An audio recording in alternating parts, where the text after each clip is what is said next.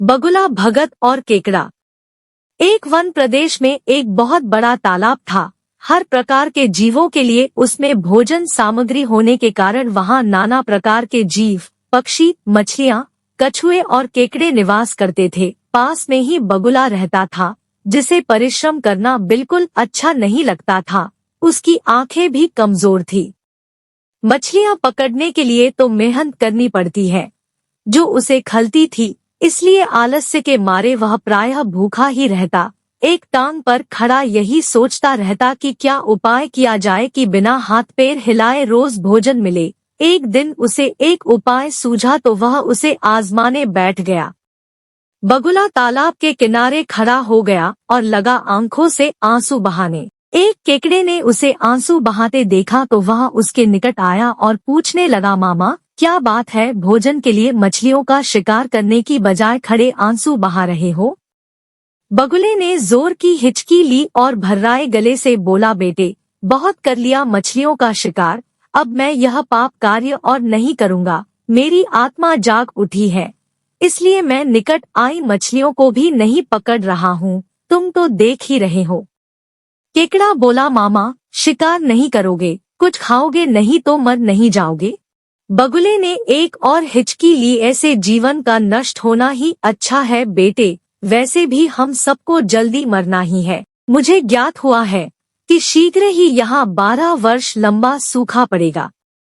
बगुले ने केकड़े को बताया कि यह बात उसे एक त्रिकालदर्शी महात्मा ने बताई है, जिसकी भविष्यवाणी कभी गलत नहीं होती। केकड़े ने जाकर सबको बताया कि कैसे बगुले ने बलिदान व भक्ति का मार्ग अपना लिया है और सूखा पड़ने वाला है।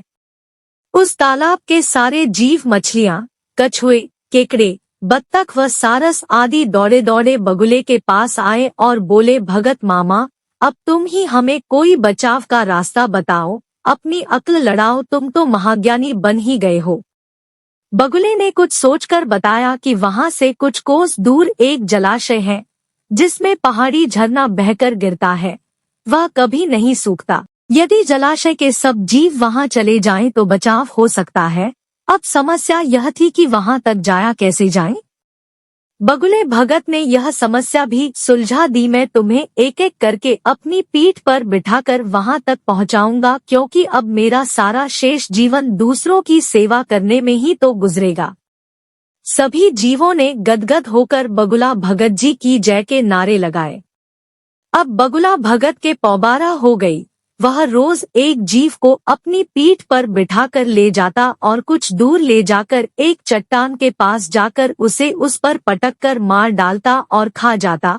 कभी मूड हुआ तो भगत जी 2 फेरे भी लगाते और 2 जीवों को चट कर जाते। तालाब में जानवरों की संख्या घटने लगी। चट्टान के पास मरे जीवों की हड्डियों का ढेर बढ़ने लगा और भगत जी की सेहत बनने लगी। खा खा कर वह खूब मोटे हो गए। मुख पर लाली आ गई और पंख चर्बी के तेज से चमकने लगे। उन्हें देखकर दूसरे जीव कहते, देखो दूसरों की सेवा का फल और पुण्य भगत जी के शरीर को लग रहा है।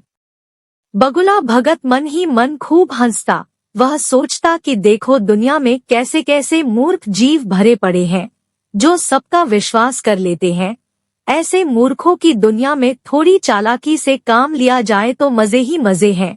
बिना हाथ पैर हिलाए खूब दावत उड़ाई जा सकती है। बहुत दिन यही क्रम चला।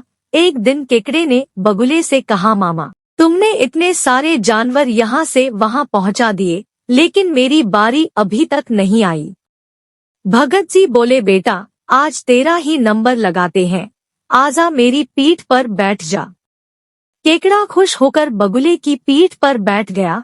जब वह चट्टान के निकट पहुंचा तो वहां हड्डियों का पहाड़ देखकर केकड़े का माथा ठनका। वह हकलाया, यह हड्डियों का ढेर कैसा है? वह जलाशय कितनी दूर है मामा?